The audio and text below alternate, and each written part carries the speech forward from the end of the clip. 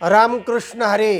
सज्जन हो, आपणाला विजयादशमीच्या म्हणजे दसऱ्याच्या हार्दिक शुभेच्छा.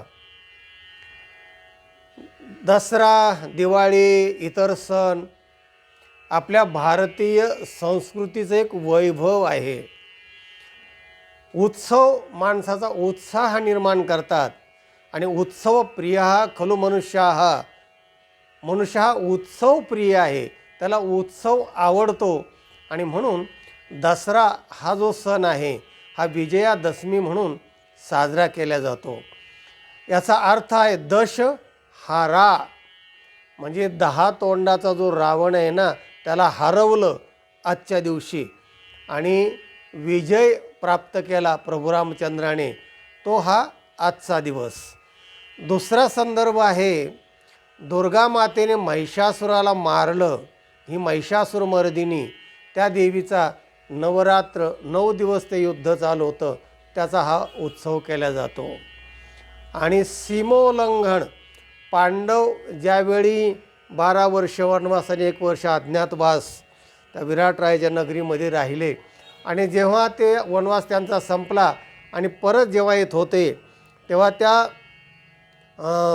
ज्याला आपण आमच्या भागाला ते सौंदड असं म्हणतात, त्या झाडावर त्यांनी ते आपले हत्यारं ठेवले होते, म्हणजे धनुष्य, बाण, वि सगळं, भीमाची गदा. तर त्या शमी, त्या झाडाचं नाव शमीच्या वृक्षावर म्हणजे सौंदळीच्या वृक्षावर ते ठेवले होते आणि त्यांनी ते काढले आज आणि त्यांची पूजा वगैरे केली आणि त्यांचा तो वनवास संपला आणि हा दुःखाचा दिवसही त्यांचे सगळे संपले. म्हणजे 3.5 मुहूर्तापैकी हा एक मुहूर्त आहे, असा हा पौराणिक मोठे मोठे संदर्भ याला आहेत. संतांचं म्हणणं काय आहे, कारण 2 प्रकारचे उत्साह असतात. एक तर सामान्य म्हणजे भौतिक, सामान्य सगळ्यांसाठी जो उत्साह असतो, सण असतो तो भौतिक, आणि दुसरा असतो आध्यात्मिक संदर्भ. तर प्रत्येक गोष्टीला आध्यात्मिक संदर्भ जर द्यायचा ठरला तर ते संतच देऊ शकतात. तर सणाविषयी आणि आनंदाविषयी, दसऱ्याविषयी, दिवाळीविषयी संतांचं काय म्हणणं आहे ऐका. तुकाराम महाराज काय म्हणतात. दसरा दिवाळी तोचे आम्हा सण. तुकाराम महाराजांना काही लोकांनी विचारलं, म्हणले महाराज तुम्ही दसऱ्याचा उत्सव करत नाही, दिवाळीचा उत्सव करीत नाही, कुठल्याही सणाला तुम्ही महत्त्व देत नाही, असं का करता?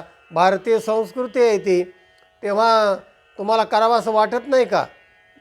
महाराज म्हणाले नाही तसं काय तुम्ही सगळ्यांनी करा, मी तुमच्यात नाही म्हणाले, पण आम्ही जसं करतो तसं तुम्ही मनापासून भाग घेत नाही, तुम्हाला याविषयी काय म्हणायचं आहे? महाराज म्हणाले आमचा दसरा आणि दिवाळी तोच आहे. सखे संत जन भेटतील आमुप जोडिल्या सुखाची आरासे. सखे संत जन जेव्हा आम्हाला भेटतील तोच आमचा दिवाळी आणि तोच आमचा दसरा आहे. आमोप जोडिल्या सुखाची आरासे. संतजन भेटले की आमोप सुखाच्या राशी आम्हाला मिळतात. त्यामुळे हे असे सण करावं असं वाटत नाही. दसरा आणि दिवाळी आमचा रोजच आहे, पण सखे संत भेटले पाहिजे, मग आम्हाला तो आनंद मिळतो. आमोप जोडिल्या सुखाची आरासे पार या भाग्यासे नाही लेखा.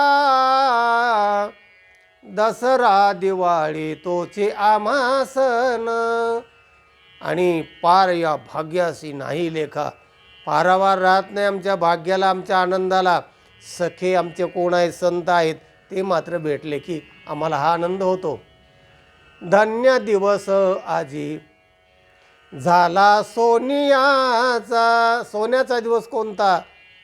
पेकली ही वाचा रामनामे. वाचेने आम्हाला जेव्हा रामनाम घ्यावंसं वाटतं, वाचा रामनाम घेते, तेव्हा मग आम्हाला तो दिवस धन्य वाटतो.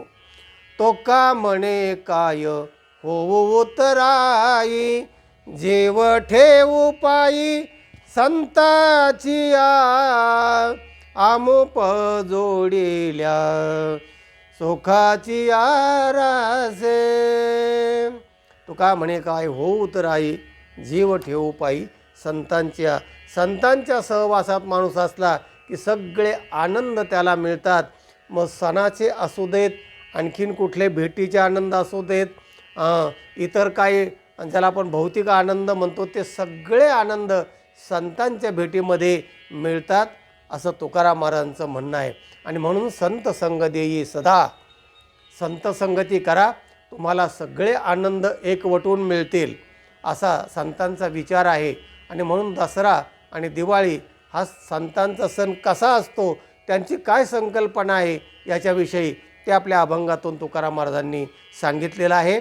हा अभंग, हा व्हिडिओ इतरांना पाठवा, लाईक करा, चॅनलला सबस्क्राईब करा, ऐकत रहा, ज्ञान वाटेत रहा, आनंदी रहा. रामकृष्ण हरी.